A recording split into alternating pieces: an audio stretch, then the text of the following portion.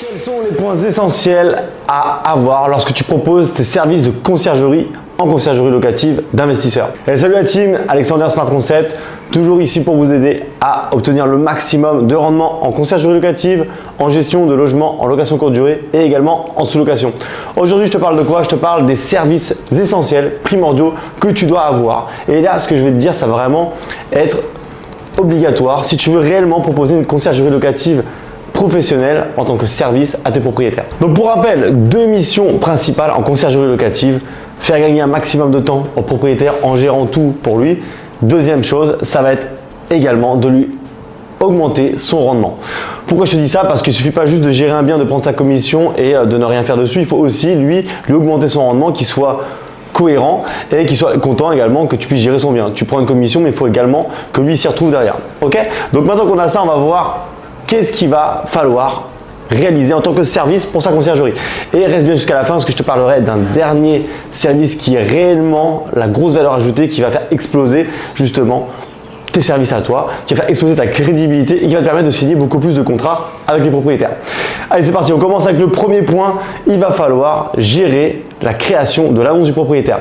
Donc ça, c'est un point finalement qu'on retrouve tout le temps, hein. Mais quand je dis créer une annonce, c'est pas forcément faire une annonce Airbnb à la va-vite et c'est bon, on envoie, elle est prête. Non, ça va être de gérer tout cet aspect-là de A à Z, d'avoir des photos pro qualitatives, on y reviendra après, mais des photos pro dans un ordre logique, d'avoir une belle bannière, d'avoir des photos qui donnent envie, un ordre qui soit logique pour quand on va visiter le logement virtuellement. Il faut avoir une super description, donc les vraies descriptions coup de cœur professionnelles. On arrive sur l'annonce, on sait tout de suite ce qui se passe dessus. On voit pourquoi on va réserver, les points forts, la description de chaque espace. Voilà. Quand on a une annonce qui est comme ça, déjà, on peut avancer. Autre service, il va falloir également préparer le logement. Donc ça, faire l'annonce, on peut le faire avant même de faire la visite avec les infos que nous a donné le propriétaire, mais il va falloir préparer le logement. Donc quand on va aller en visite dans le logement, que ce soit toi qui ailles ou ton équipe sur le terrain, il va falloir prêter attention à est-ce que le logement finalement il est réellement prêt à être exploité. Parce que des fois, il y a des logements, les propriétaires croient que c'est bon, on veut louer vite, ça on s'en fiche, on mettra cet équipement plus tard. Nous, non, il faut que ce soit tout prêt. Il faut que, on sait que les voyageurs sont de plus en plus exigeants. Il faut absolument que le logement corresponde à ce qu'on va vendre derrière. On veut faire des appart-hôtels, on veut faire des logements de qualité, on veut augmenter les prix. Il faut que tout ça soit concordant et cohérent par rapport à la qualité du bien et ce qu'il y a dedans en termes de mobilier, en termes de décoration, en termes d'équipement. Ok? Donc, lors de la visite, on va vérifier que tout est ok. S'il y a quelque chose qui nous interpelle, on va dire là, il faudrait peut-être mettre un meilleur canapé lit parce que là, le simple clic-clac, ça va pas suffire. S'il y a des choses qui apparaissent, par exemple une machine à café, une bouilloire, des choses comme ça essentielles, on va dire que ce serait bien d'en rajouter. Bon. Tout ce qu'on peut apporter avec notre professionnalisme pour augmenter à la suite les réservations, on va devoir conseiller le propriétaire. On a vraiment ce rôle de conseil. Autre service essentiel, ça va être la gestion des réservations. Qu'est-ce qu'il va falloir faire? Il va falloir gérer toutes les réservations pour le propriétaire. Lui, il ne veut plus du tout en entendre parler. Donc nous, via nos logiciels, par exemple un Channel Manager, on va pouvoir regrouper toutes les annonces sur ce logiciel. On va tout gérer en ligne pour lui. Comme ça, lui, il est tranquille. Ce qu'il ne veut pas, c'est être dérangé à gérer ses annonces, à avoir des doubles réservations. Non, ça, on gère tout pour lui. On a l'ensemble des réservations. Je rappelle, pour ceux qui n'ont pas la carte G, on n'a pas le droit d'avoir les annonces chez nous. On les a sur la propriété du propriétaire. D'accord? Donc, on ne crée pas d'annonces sous notre agence, sous notre nom, sous notre compte Airbnb par exemple, on les crée directement sur le compte du propriétaire. À aucun moment vous ne devez avoir la propriété des annonces, à aucun moment vous devez recevoir des revenus sur votre compte. Tout arrive chez le propriétaire et ensuite on commissionne en fin de mois. Donc pour cette gestion des réservations, on va avoir un calendrier qui est connecté à toutes les plateformes, Airbnb, Booking, Vrbo, Abritel, etc. On reçoit toutes les réservations directement sur ce logiciel et nous on peut directement gérer tout ça en ligne en un simple clic sur un seul logiciel. Gain de temps, gain d'efficacité, gain de productivité. Autre service phare, la communication avec les clients. Évidemment, le propriétaire vous choisit pour gagner du temps, il ne va plus communiquer avec les clients. Même s'il pourra avoir accès au message directement dessus, et c'est pas lui qui va communiquer, d'accord? Donc c'est ça qui est important, c'est que nous on va prendre justement la mission de communiquer avec les clients 7 jours sur 7, ok, sur des tranches horaires qui vont en général de 9h à 23h. Et dans la nuit, ça sert à rien de répondre. On dort, on n'est pas disponible 24h sur 24 non plus. Mais il faut avoir des process qui font qu'on puisse répondre aux voyageurs. Donc globalement, des messages automatisés qu'on va envoyer directement. On a un tunnel, le client réserve, boum, il reçoit des messages automatisés, il est complètement autonome. C'est-à-dire que normalement, si c'est bien fait, il n'a même pas besoin de nous appeler. tu verras bien que dans tous les cas, suivant ton expérience, les voyageurs vont quand même t'appeler parce que soit ils ont la flemme de lire les messages, soit parce qu'ils sont assistés, soit parce qu'ils ne comprennent pas l'anglais ou le français ou l'espagnol que tu as réalisé. Bon, ils t'appelleront quand même et c'est aussi le fait qu'ils aiment bien avoir finalement un contact humain, tout simplement. Ils vont t'appeler pour des choses des fois tellement futiles où c'est marqué dans tes tunnels de messages automatisés, mais bon, qu'est-ce que tu veux. C'est le rôle de la relation client, de la communication client en conciergerie avec ses voyageurs, il faudra leur répondre. Cette communication va passer par message et également par téléphone, donc ultra important. Pareil, toujours dans cette communication, on sera réellement le point de contact des voyageurs, donc on a vraiment cette assistance des voyageurs durant tout leur séjour. Donc dès qu'ils ont quelque chose, ils savent par qui ils passent. Ils voient que l'annonce est gérée par une conciergerie, ils passent par la conciergerie. Donc également, lorsqu'ils voient que c'est géré par une conciergerie, tout de suite, ils sont catalogués en se disant ah ok, là on est géré par un pro. Donc si c'est géré par un pro, on va l'attendre au tournant.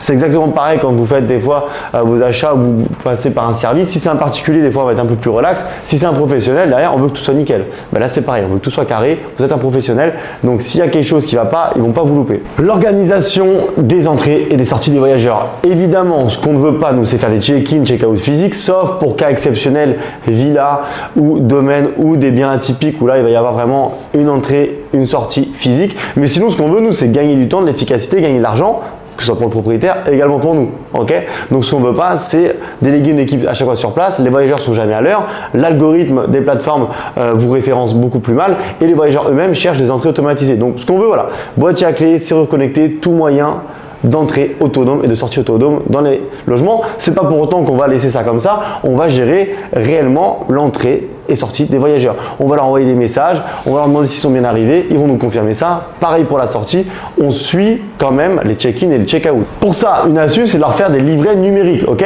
donc à l'époque, on faisait des livrets qui étaient posés souvent sur les tables basses dans les salons comme ça. Quand ils arrivaient, ils avaient un petit livret pour comprendre tout ce qu'il y avait dans la maison. Maintenant, ce qu'on a, c'est qu'on a des applications, des logiciels. On va tout envoyer via des livrets numériques. Ça va être beaucoup plus simple, beaucoup plus rapide. Ils ont tout en avance sur le bien. Ils savent exactement ce qui va se passer, comment entrer dans les lieux sans difficulté, quels sont les équipements du logement, les spécificités, les bons restos à côté, les sorties, les loisirs, bref, ils ont tout à un seul et même endroit, ils peuvent le avoir à chaque fois. C'est un PDF en ligne, suivant l'appli que vous utilisez, il y en a plein maintenant, c'est ultra facile à confectionner, vous faites une fois et après les voyageurs l'auront tout le temps. Autre point super important, j'en parlais tout à l'heure dans les créations d'annonces, les photos professionnelles. Donc, soit au début c'est le propriétaire qui ne veut pas payer, il prend ses photos pro, il le fait directement lui-même, soit il fait ses photos avec son téléphone, mais ce qu'on veut nous c'est vraiment avoir un rendu professionnel, on veut ne pas faire partie des 90% d'annonces sur le marché, mais de faire partie des 10%. Pour cela, il nous faut des annonces pro, donc des photos pro. Donc pour ça, souvent, on va proposer notre pack de photos professionnelles. Et là, c'est pas nous qui allons arriver avec notre iPhone et faire des photos qui peuvent être quand même très bien. Ce qu'on veut, c'est que ça ressorte vraiment, qu'on voit que ça a été pris par un photographe. Donc pour ça, on aura notre photographe pro. Suivant les contrats que vous proposez, vous allez l'inclure ou pas dans vos prestations et on va quand même proposer ce pack photo qui sera ensuite la propriété justement du client. Comme ça, lui il est tranquille. Si demain il veut revendre ou reprendre le logement, il a son pack photo. C'est aussi rassurant pour lui, c'est engageant.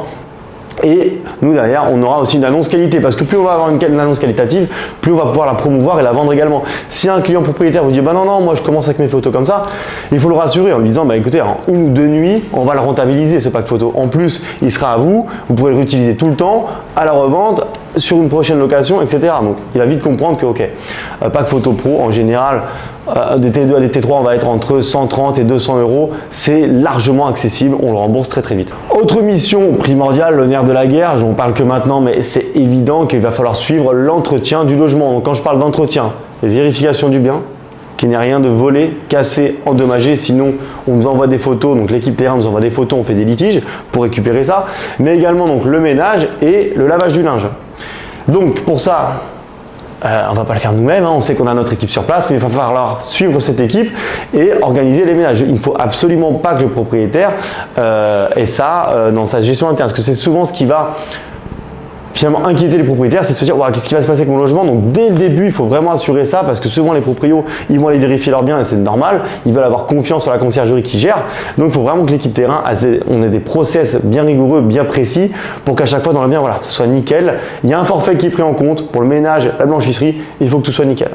Okay, il faut qu'on ait assez de jeux de linge pour faire les rotations. Donc ça, c'est pareil, soit c'est compris dans votre formule, soit c'est le propriétaire qui avait déjà son jeu de linge et vous allez le laver et à chaque fois remettre le propre.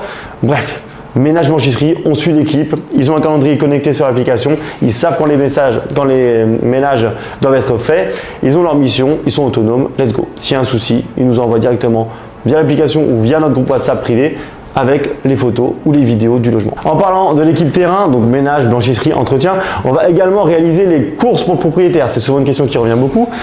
Ils vont vous dire, ah ok, mais quand il n'y a plus de produits ménagers, des consommables, comment on fait? C'est nous qui allons réaliser ces courses-là. On va le refacturer souvent en plus, sauf si vous avez d'autres formules comme nous où on va offrir les consommables, mais sinon c'est un forfait en plus qui n'est pas compris dans le forfait ménage, blanchisserie, il sera en plus. Donc concrètement, pour le café, thé, savon, shampoing, éponge, liquide vaisselle, etc. On a une liste de consommables de base, on va être entre 20 et 25 euros pour un studio. Si on veut vraiment, si on a full réservation et que ça tourne beaucoup, ce qui va coûter le plus cher, c'est le café, c'est tout ça. Donc réapprovisionnement important, le propriétaire n'a rien à faire. Il peut être à l'autre bout du monde, à l'autre bout de la France, c'est pas lui de gérer ça. Ok, on gère pour lui, on lui refacture, let's go. Autre point important, on va avoir un rôle d'assistance et de résoudre les problématiques avec les plateformes de réservation. Donc s'il y a des choses comme ça, c'est pareil, on crée les annonces sur le compte du propriétaire. Pour autant, c'est pas lui qui va gérer ça. On va avoir accès à ses comptes, donc on va pouvoir gérer s'il y a des problèmes avec les plateformes. Ok, ça peut être des bugs de prix, ça peut être des bugs de messages, ça peut être des demandes clients, ça peut être la plateforme qui demande un document au propriétaire. Bon on va lui remonter les infos, mais on va tout gérer pour lui. Et s'il y a un problème avec la plateforme, on va ouvrir les tickets en son nom ou en notre nom, mais en aucun cas on va lui demander de le faire. Encore une fois, ce qu'on veut, c'est qu'il soit le plus tranquille possible. Autre service essentiel, gérer les commentaires et la relation client.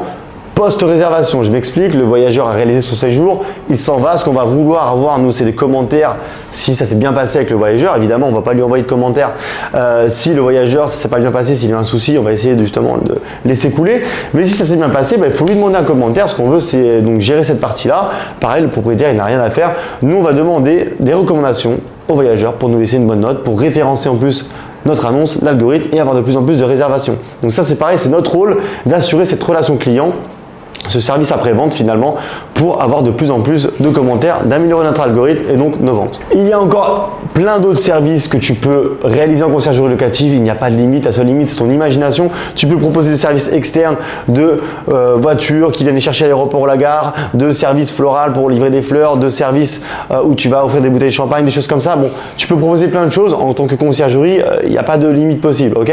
Maintenant, nous en conciergerie locative, ce qu'on veut c'est qu'on ait un process qui fonctionne à chaque fois, qui nous prenne pas beaucoup de temps non plus, qui soit duplicable et scalable à chaque fois. Ok, donc ça c'est vraiment important à comprendre parce que quand tu gères 1 à 10 biens, c'est ok, tu peux proposer plein de services à chaque fois. Quand tu commences à grossir, tu vas voir que toutes les équipes terrain ne peuvent pas assurer ces prestations. Donc c'est important pour toi également d'avoir une structure qui est ok et qui puisse être duplicable en ayant de plus en plus justement de logements dans ton portefeuille. Je te parle du dernier point, la grosse valeur ajoutée que nous on applique et que je te conseille d'appliquer dans les services liés. Je t'en parlais tout à l'heure de mission, lui faire gagner un maximum de temps à ton propriétaire, mais également le maximum de rendement. Et c'est là où on va aller chercher la grosse valeur ajoutée, le revenu management.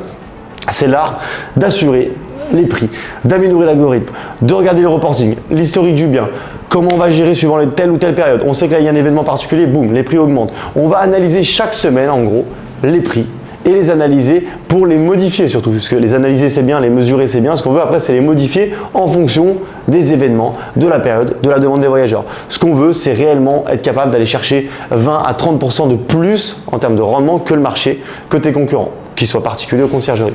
Si tu arrives vraiment à faire ça, donc il y a plein de choses, il y a des formations pour ça, il y a des logiciels qui t'aident, il y a des équipes pour lesquelles nous on utilise par exemple également, qui vont gérer notre revenu management pour toujours avoir des prix dynamiques, des solutions, des stratégies qui vont être dynamisées suivant la période, suivant la demande, etc. Donc si tu arrives à avoir et à réaliser du revenu management dans ta conciergerie, en plus de gérer parfaitement ce qui se passe pour le propriétaire dans son logement, tu vas gagner à tous les coups. Et ça, le propriétaire va le ressentir parce que lui, s'il savait bien gérer ses prix, il va dire mais attends, mais là les prix, moi ils n'ont pas trop bougé, c'est pareil, voire moins que ce que je faisais. Non, ce qu'on veut, c'est que tu fasses plus que si lui le gérait. Et c'est là où c'est le challenge.